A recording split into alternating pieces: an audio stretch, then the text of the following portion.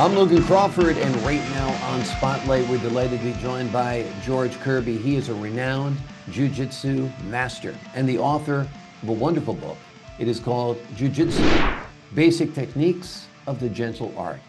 His lifetime dedication to jiu-jitsu, combined with his experience in law enforcement and as the founder of the American Jujitsu Association, culminates in this insightful guide. His book aims to deepen America's understanding of jiu-jitsu and assist martial artists of all levels in mastering its fundamental techniques. We're delighted to have this very talented author join us here today on Spotlight. We thank the team at Prime 7 Media for helping us put him in the spotlight today. And we ask viewers like you to support writers like him by subscribing to our channel and by purchasing his wonderful book. The links are below the interview. George, great to see you here today on Spotlight. Glad to be with you. This is a first experience for me. So Well, I'm glad to have you. I think your book is great. Jiu-jitsu as a gentle art. It's a very powerful art also. But why did you decide to call it the basic techniques of the gentle art? okay, yes, gentle art is a great misnomer. It's basic technique. The title was decided on by Black Belt Publishing, O'Hara Publications, when we wrote the book. It was the first of several books I wrote for them. The gentle art is how you say, what happens is you can, once you have an understanding of how the techniques work, you have the ability to be very gentle with a person, not injure them, and at the other extreme, you can debilitate them to the point where they cannot continue their attack. So it's basically, as my Japanese sensei said, you don't fight a person, you help them go where they want to go. Which could be on the floor, which could be over the table. Wherever they go, wherever they want to go, you use their energy and you help them go there. Exactly.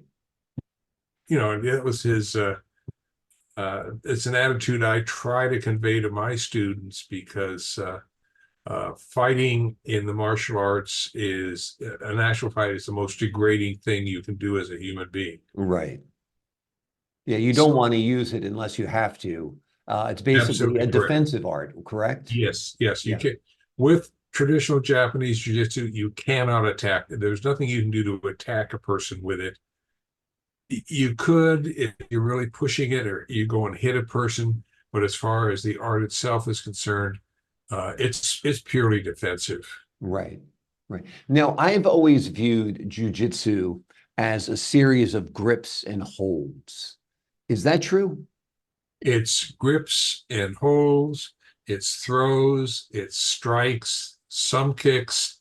My sensei basically kept kicks below the waist. He said, because anything above the waist is going to get caught and you're in trouble. Yeah. But exactly. Yes, it's holds, it's locks, it's takedowns, it's nerve attacks, pressure points. And what this does is it creates a person, once they reach a level of proficiency, usually around brown or black belt, they basically become unpredictable. Yeah. In a street situation, which is what you want. Yeah. I think it's great that your sensei taught you that any strikes above the belt don't work, because you could be Jean-Claude Van Damme. If you're trying to kick somebody in the side of the head, generally it's going to be blocked, right? If you know how to block, yes. Right. Exactly. But it's you're dealing generally, how do you say it? Most martial arts techniques are taught theoretically against a person who does not know how to respond with a martial arts background. Right. Exactly. Because let me ask you this. How did you get started in jiu-jitsu? How old were you? And it became a lifelong passion, right? Yes. I originally got into it when I was studying for my master's degree at Cal State LA. And for a social science degree, you cannot do a thesis. They figure anybody in that program can do a thesis, thesis. So we had to take what are called master's exams. And we were basically given a year to read some books, attend some presentations, etc. And I just needed something to take the stress off. Mm. And Jack Secchi, who was my sensei, was teaching at a local junior college 4 nights a week for $1.25 a month. This is back in the 60s. Yeah. And I said, okay, I'll try it. And it turned out to be very, very relaxing because you could not afford to think about anything else on the mat. Yeah. Yeah, I've studied, when I was 28, I started studying Taekwondo and I did it for about 2 years. And I really enjoyed it. It got me into great shape. It got me very limber and Right. flexible. I actually moved out of the area where I had a great sensei, so I didn't do it any longer. And I was never able to find another school like that one. It was Olympic Taekwondo and it was great. Um, has it helped you maintain throughout the years your physical fitness and your stamina and your energy and your It's it flexibility? it has. I'm approaching 80 now. Hmm. Uh, I've had some joint replacements, which are causing some restrictions. None of them caused by jujitsu injuries.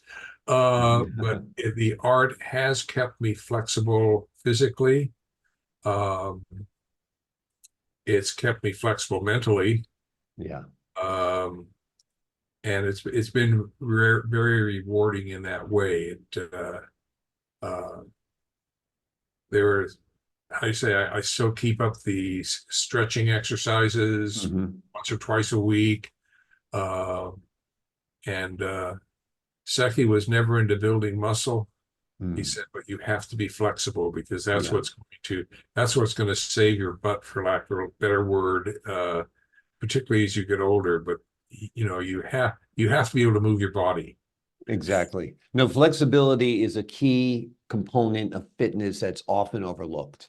And Right. it's really a great, that's one of the things I learned most in Taekwondo was being that flexible. It's like, wow, I feel like a different person. I got to get back to that because I need to take those Taekwondo stretching classes again, or jujitsu stretching classes. My dad used to always say you need to know how to handle yourself. And that's what's kind of good about learning a martial arts too, jujitsu. You know how to handle yourself. You don't want a situation to arise, but if it does, you know how to handle yourself. So that's kind of good for people who are thinking about studying or are studying it, right? Right. I think the one of the nice things about the traditional martial arts is that you do whatever you can to avoid a physical confrontation. Yeah. If you're attacked, it's another thing. But Mhm. uh, and if you are attacked, you do what you have to do. And different states in the U.S. have different rules about what you can and cannot do, Right. which creates some frustration for some people. But Yeah. um, it's you're better because the odds of you succeeding in effectively defending yourself, it gives you a certain level of confidence, which sometimes just by speaking to the person or they you both can back off from the situation. Exactly. Sometimes that's called verbal judo or verbal jujitsu, but Yeah. it works, and it works in any martial art. Yeah, you realize you might be picking on the wrong person and that person might back down, which is important. Tell me a little bit about writing this book. Did you enjoy writing it? Tell me about what the folks at home will find within the pages of your book. I enjoy the writing. It gives me uh, a chance to learn and look at the art from a different perspective. Um, I fortunately had some very good editors Mhm. who uh, would ask me questions. They say, "This doesn't make sense. Can you clarify what you're saying?" And generally, writing has been a learning experience for me.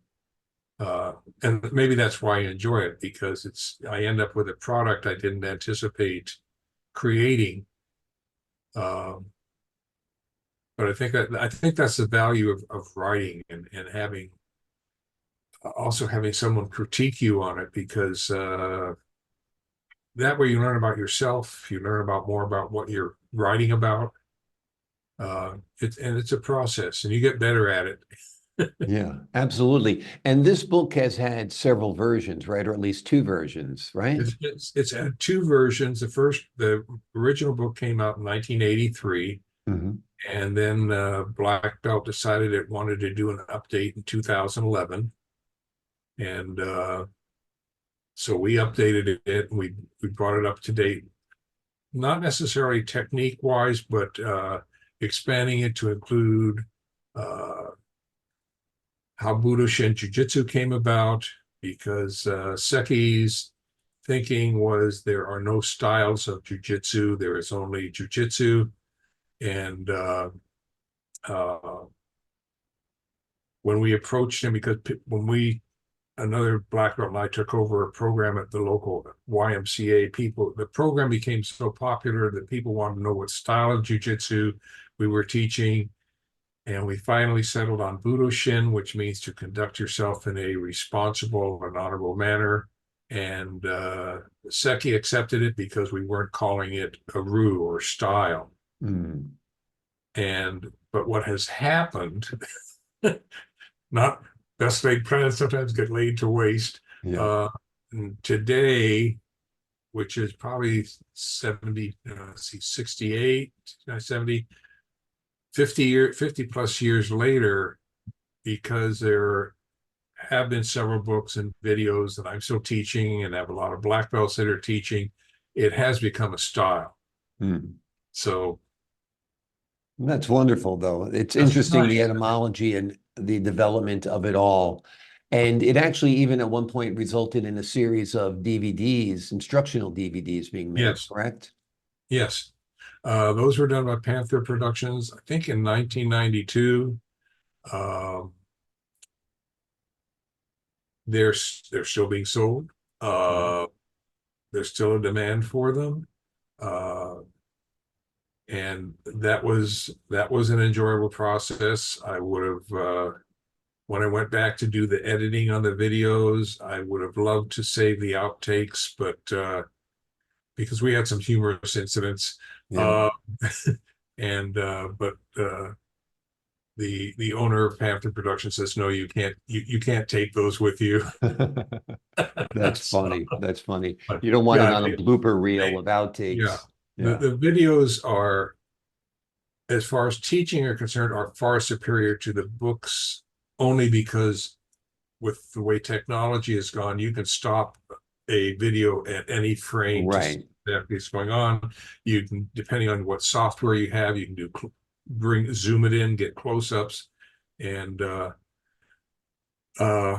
I even have on my website, I have a number of videos where people have had problems with techniques, and I've done close-ups segments of them just because they're pretty common problems. Yeah. And Well, that's wonderful. It's wonderful. It's wonderful that, technology exists today that you can not only put this information out there in books, but you can also put it out in video. And it yes, doesn't matter if the video is from 1992 or 1983 or 2002, the art is still the same. yes, That's the yes, thing that they're going to get, state of the art yes. because it's a classic, which is wonderful. Has a final question. Did knowing jujitsu ever bail you out? Did it ever save you in a tough situation? Uh, yes. Because you I, were in law I, enforcement, I I, figure had to come I was in across. law enforcement, but I've done training for them and consultation for them. Um, the junior high where I first taught at for 18 years with a very tough junior high. The kids would eat you for breakfast. Mm, Uh, but if you treated them fairly and with respect, they were great.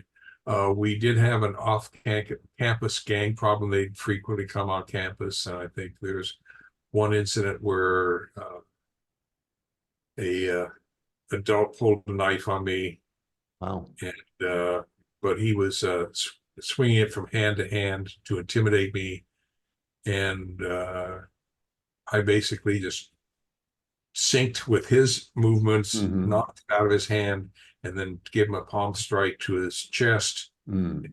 He was sitting on a rail at the time, so he went backwards. Okay. that There we was go. the end of that situation. There we go. Uh, One punch ended the fight. That's right. always Well, good. yeah, it's an open hand. We in jujitsu, we really don't hit with a fist. That's, punch, Yeah. you can hurt yourself. Um, I've talked my way out of situations. Um, I've had, how do you say, if you know how to deal with gangs, you can actually talk with them, and many times you can resolve a situation. As long as you're showing respect, Mm. many that will resolve a lot of potential physical conflicts. Which is the best result of all, Yes, for sure. Yeah. yes. End the fight without the fight ever starting. George Kirby has written a great book. If you're curious about jujitsu, well, he's literally written the book about jujitsu, the definitive guide to jujitsu. It is called Jujitsu Basic Techniques of the Gentle Art. He has spent his lifetime dedicated to this martial art, combined with his experience in law enforcement and the founder of the American Jujitsu Association. His mastery culminates in this insightful guide. If you're curious about martial arts, if you're curious about jujitsu, if you're engaged in a different martial art, you might want to find out what George has to say. It's quite a book, and it's highly recommended. George, thanks so much for joining us here today on Spotlight. You're more than welcome. I enjoyed our discussion, and I hope to get a chance to see it live. Absolutely, 1 week from tonight. And to the folks Very at good. home, I'm Logan Crawford, thanking you for your time this time. Until next time on Spotlight.